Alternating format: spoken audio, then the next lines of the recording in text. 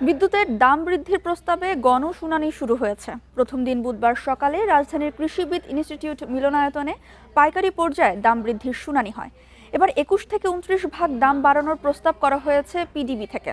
নতুন দর ১ জুন থেকেই কার্যকর করার প্রস্তাব করেছে পিডিবি। বিইআরসির চেয়ারম্যানের সভাপতিত্বে গণশুনানি চলছে।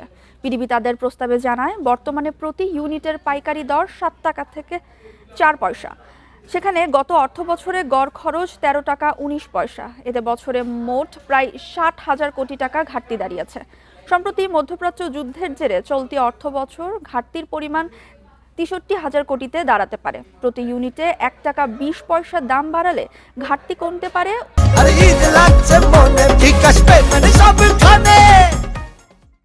১৩,২৯৮ কোটি, আর ১ টাকা ৫০ পয়সা হারে দর বাড়ালে ঘাটতি কমবে ১৬,৫০০ কোটি টাকার বেশি। গণশুনানিতে ভোক্তা অধিকার সহ বিভিন্ন প্রতিষ্ঠানের অংশীজন উপস্থিত রয়েছে। সবশেষ ২০২৪ সালের ফেব্রুয়ারি মাসে বিদ্যুতের পাইকারি দর বাড়ানো হয়।